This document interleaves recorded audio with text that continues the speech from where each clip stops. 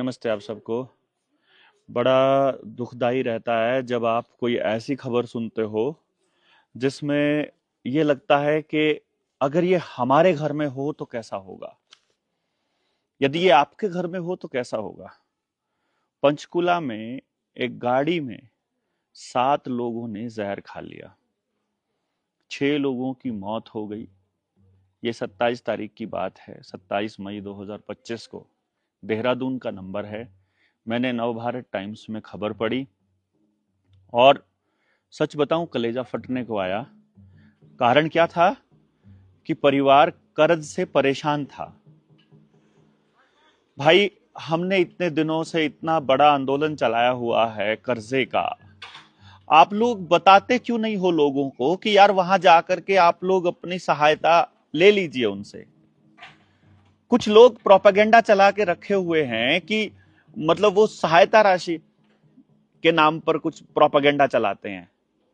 ये परिवार से अगर मान लो ये परिवार से बात हो जाती हमारी हमारी टीम के किसी सदस्य की, 6 लोगों का परिवार, मतलब 7 लोगों में से 6 मर गए, 7वां अस्पताल में है।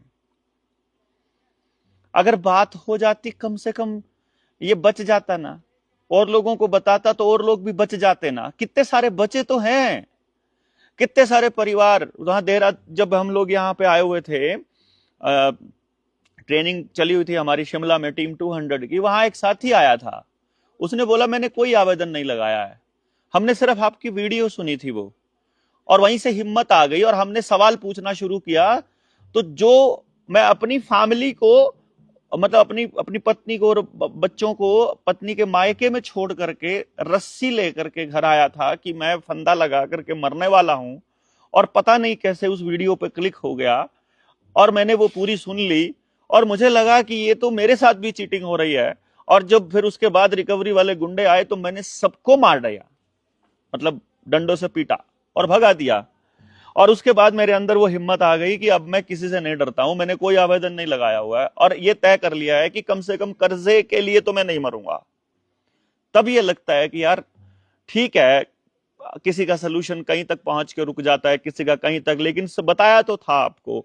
यार जो लोग आपसे हजारों साल से ठगी कर रहे हैं, वो मतलब एक संगठन के या थोड़े से लोगों के कहने से कैसे आपको बर्बाद करना छोड़ देंगे, आपका सत्यानाश करना छोड़ देंगे? नहीं छोड़ सकते भाई। वो आप लोगों के को कंट्रोल करने के लिए यही तो एक रास्ता है। आप इधर से 1 रुपए का कर्जा लेते हो, बैंक में 1 रुपया जमा करते हो और निकलवाते हो। आपके साथ आज के वक्त के हिसाब से 10,000 गुना की ठगी हो जाती है। आपका 1 रुपया 10,000 रुपए के नोट के बराबर है। लेकिन अभी चलो इस पर बात नहीं करते हैं। मैं जो बात आपको बता रहा था कि नए बेड बना दिए, नए अस्पताल बना दिए, चाहे ममता की सरकार हो, चाहे बीजेपी की हो, चाहे कांग्रेस की हो, चाहे आम आदमी पार्टी की पंजाब में हो, कहीं पर भी सरकार है, सबने नए अस्पताल, नए बेड बना दिए, इतने बेडों का सेटिंग कर दिया, टेस्टिंग की टेस्टिंग कर दी, कोरोना की टेस्टिंग चल रही है। क्योंकि एक केस मिल गया, सिर्फ केस मिल गया। उस केस से किसी के मरने की पुष्टि अब तक नहीं हुई है और मीडिया में प्रोपेगेंडा चल पड़ा। ये केस मिला है, कोई मरा नहीं है। मैं मरने का आंकड़ा दूं, मैंने कुछ लिस्ट बना रखी थी, वो मैं आपको पहले बताया करता था ना। 25 लाख बच्चा मरता है अपने देश में 3 कारणों से हर साल: कुपोषण, गलत इलाज और इलाज ना होने की वजह से। 3 चीजों से। और आंकड़े ढूंढने हैं, इंटरनेट पर जाइए, सर्च कीजिए। मलेरिया से लगभग 2 लाख आदमी मरता है हर साल। डायबिटीज से हर साल 5 लाख आदमी मरता है भारत में। किडनी फेलियर, जो कि 2019 वाले वो लगने के बाद ज्यादा होने लगी है। आप तो किडनी के स्पेशलिस्ट अस्पताल खुले हैं जब से लगवाए हैं। कौन सा बैच का कहां गया था ये सब कंपनियों को पता है और उन्हीं कंपनियों के अस्पताल खुल रहे हैं। किडनी फेलियर से 2 लाख आदमी हर साल मर रहा है। कैंसर से लगभग 9 से 10 लाख आदमी हर साल मर रहा है। लीवर की बीमारियां, 3 लाख आदमी हर साल मर रहा है। ब्रेन हेमरेज, ब्रेन स्ट्रोक से 7 लाख आदमी हर साल मर रहा है। टाइफाइड से 10,000 आदमी हर साल मर रहा है। रोड एक्सीडेंट में लगभग 2 लाख आदमी हर साल मर रहा है। आत्महत्या कर लेते हैं 1.5 से 2 लाख आदमी हर साल। कुपोषण से 10 लाख बच्चा मरता है। मर्डर से 30,000 आदमी मरता है। मर्डर हो जाते हैं 30,000 आदमियों का आंकड़ा। ये तो वो है जो दस्तावेजी आंकड़ा है। ये आंकड़े असल में डबल मान लीजिए आप। प्राकृतिक आपदा यानी भूकंप में, बाढ़ से या सूखे से, ऐसे करके 60,000 से ऊपर आदमी मरा हुआ। ये डॉक्यूमेंटेड आंकड़ा बता रहा हूं आपको। फूड पॉइजनिंग, जो आपकी जगह जगह रेडियां लगी हुई हैं, शहरों में होटल खुले हुए हैं, बच्चे पीजी में रह रहे हैं, इससे लगभग 16 लाख बच्चा, 16 लाख आदमी मर रहा है। 16 लाख। इंडस्ट्रियल एक्सीडेंट से 2,000 आदमी करीब करीब हर साल मर जाता है। और डिप्रेशन से लगभग 1 लाख आदमी मरता है। अब आप इसका अंदाजा लगाइए, क्या सरकार इन सब मौतों के ऊपर भी इतनी ही सीरियस है? क्या आपका मंत्री, आपका नेता, आपका अफसर, आपका पुलिस वाला, वो इन चीजों पर भी है? कर्जे से किसान की आत्महत्या का आंकड़ा अलग है, जो कहीं पर भी दस्तावेज में नहीं आता है। ये जो कर्जे से मर रहे हैं ना, ये कोविड-19 के उस लॉकडाउन, फर्जी लॉकडाउन के बाद मरने लगे हैं। लॉकडाउन लगा था आपको बर्बाद करने के लिए। गुजरात में 500-500 रुपए छापने की नई मशीन पकड़ी गई है। पुराने नोट का ना कागज मिलता था, ना ही छपाई हो पाती थी, और ना वो रंग थे सरकार के पास। सरकार नहीं, मोदी के पास, मोदी और शाह की टीम के पास, इनके लोग जितने इंडस्ट्रियलिस्ट हैं उनके पास वो नहीं होते थे। इसीलिए इन्होंने नोटबंदी करके नए नोट छापे, ताकि वो छाप सकें घर में भी। कौन सा डिजाइन, क्या कुछ होगा, वो तो वही लोग तय करते हैं ना। बोर्ड ऑफ डायरेक्टर तय करता है ना आरबीआई का। बोर्ड ऑफ डायरेक्टर में तो नंदन नीलकेणी बैठा है, आनंद महिंद्रा बैठा है, ये आप रतन टाटा जैसे लोग बैठे हैं, विप्रो का चेयरमैन बैठा है, नारायण मूर्ति जैसे लोग। वो कहां आपके हिसाब से चलेंगे भाई? आप अपनी जिंदगी की सारी कमाई, सारी समय, सारा समय, सारी ऊर्जा सब उनको दे रहे हो, सारा उत्पादन उनको दे रहे हो। आपके हिस्से में क्या आ रहा है? Nothing, nothing at all. और आपको ये समझना पड़ेगा भाई कि उन लोगों ने नोट छापने की जो गेम चलाया हुआ है, वो डिजिटलाइजेशन के लिए चलाया हुआ है। अपार आईडी, आभा आईडी, किसान की आईडी, बच्चों की ID, online date of certificate, Aadhaar card, driving licence online, सब कुछ ऑनलाइन। ये सब आप लोगों को बेसिकली कंप्यूटर से, इंटरनेट से कंट्रोल करने के लिए चल रहा है। मालूम है ना आपको? नहीं मालूम है तो बताइए आसपास कि जो आपकी चिंता बताते हैं। पुलिस वाला, आप हेलमेट नहीं पहनोगे तो चालान करके आपकी चिंता बताता है। आप रॉन्ग साइड से जाओगे तो वो आपका लाइसेंस पूछता है कि हमें आपकी चिंता है। उसको ये इतने अपराध करते हुए लोग नजर नहीं आते हैं। कोई पत्रकार इनके भ्रष्टाचार की पोल खोल दे तो उसकी जेल करवा देंगे, लेकिन जो सच बोलेगा, हम जैसे लोग बोलेंगे, उनकी जेल हो जाएगी। लेकिन चोरी करने वालों की, डकैती डालने वालों की, गलत काम करने वालों की वाहवाही कर लेंगे ये लोग। सारे मीडिया चैनल्स बिके हुए हैं, आपको पता होगा ना। अंबानी और अडानी लगभग 90 से 95% मीडिया हाउसेस के मालिक बन चुके हैं। तो वो अपने एडिटर को वही बोलेंगे ना जो उनका मालिक, जिसमें उनके मालिक का फायदा होगा। और एडिटर अपने मालिक से बाहर नहीं जा सकता। पत्रकार की तो मतलब उसमें हैसियत ही क्या है कि वो छाप दे अपनी मर्जी से।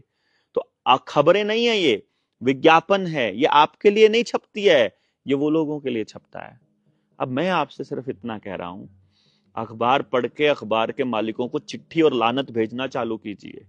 अपने एमएलए और एमपी और अपने मुख्यमंत्री और प्रधानमंत्री को लानत भेजना चालू कीजिए।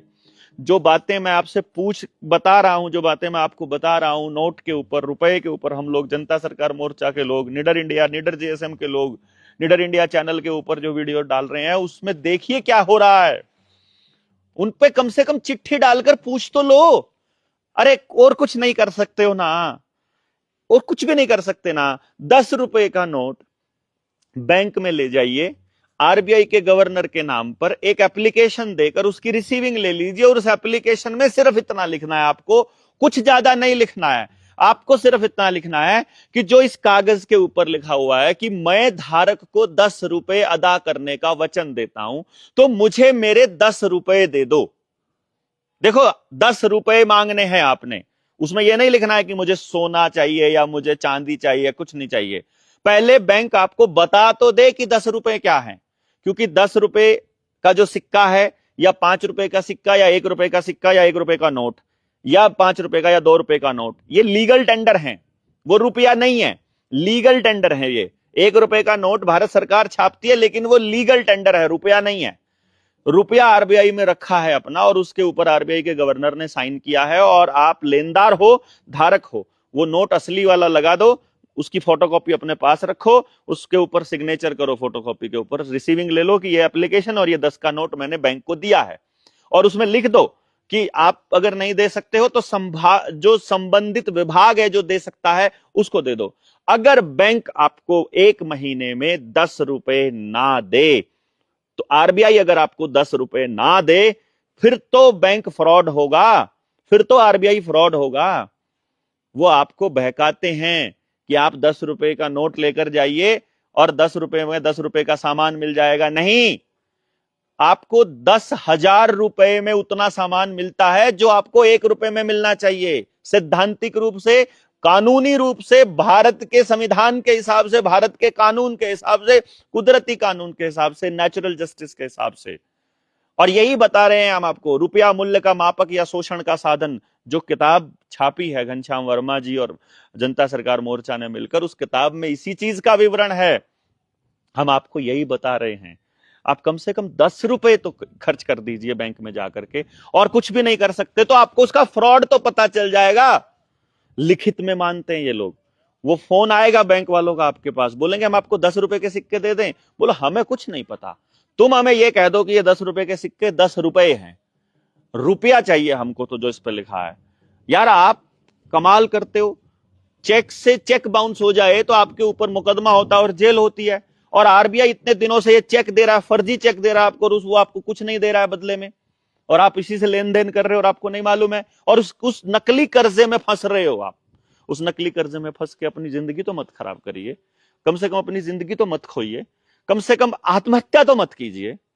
अरे इससे अच्छा तो ये है कि अपनी टीम बनाइए और इनकी टांगे तोड़कर जेल में चले जाइए। यार मरने से तो बेटर ये है, पूरा परिवार आत्महत्या करे, इससे अच्छा तो रिकवरी वालों की टांग तोड़कर या मर्डर करके चले जाओ, कम से कम किसी और की रिकवरी करने से तो डरेंगे वो। मैं ये किस लिए बता रहा हूं कि मर्डर करके कम से कम जिंदा तो रहोगे, 10 साल बाद तो आ जाओगे बाहर कि अपने परिवार को बचाने के लिए किया, लेकिन अपनी जान देने का क्या मतलब है, वो भी वो उस फ्रॉड के लिए जिसके लिए बैंक जिम्मेदार है, जिसके लिए आरबीआई जिम्मेदार है, जिसके लिए सरकार, नेता, उद्योगपति जिम्मेदार है, उसके लिए तुम जान क्यों दे रहे हो। इसलिए मैं ये कह रहा हूं, इन सवालों पे कौन पूछेगा जब आपसे कोरोना के लिए कुछ भी बोले, स्वाइन फ्लू के लिए कुछ भी बोले, H1N1 के लिए कुछ भी बोले, इस नाटक पे जब कुछ भी बोले, ऑनलाइन डिजिटलाइजेशन के लिए कुछ बोले, और नए कानून पे बकवास करें और पुलिस वाले आपके साथ जाती करें, तो इन मौतों का आंकड़ा क्यों नहीं बता देते, उनसे पूछ लेते कि इन पर तुम क्या कर रहे हो। लेकिन किसी नेता की, किसी विपक्ष की, किसी आदमी की इतनी औकात नहीं है कि वो पूछ ले किसी से खड़ा होकर के कि तुम ये नाटक क्या चालू किया हुआ है तुमने। डर लगता है उनको कि मीडिया में उल्टा चल पड़ेगा, मीडिया में खिलाफत हो जाएगी, पुलिस एफआईआर कर देगी, ईडी पीछे लग जाएगी, इतना सा डरते हैं। और बात करते हैं समाज की और देश की, और डरते हैं खुद जेल जाने से। हम नहीं डरते हैं भाई, ना जेल जाने से डरते हैं, ना मरने से डरते हैं, ना गोली से, ना उनकी प्रताड़ना से, बदनामी से भी नहीं डरते हैं। यही करेंगे ना आखिर में, वो प्लांट करेंगे ना सारी चीजें। अभी तक तो उनको कुछ नहीं मिला है, अब प्लांट करेंगे, वो तैयार करेंगे, सबूत तैयार करेंगे, सबूत तैयार कर भी रहे हैं। हमारे ही लोग जो कभी कभी हमारे साथ थे, वो सबूत प्लांट कर रहे हैं, वो कि कभी इसको बदनाम करना होगा तो तब करेंगे हम, मौका आने दो। लेकिन मैं ये कह रहा हूं, हमें नहीं फर्क पड़ता है, आप कीजिए आपको जो करना है।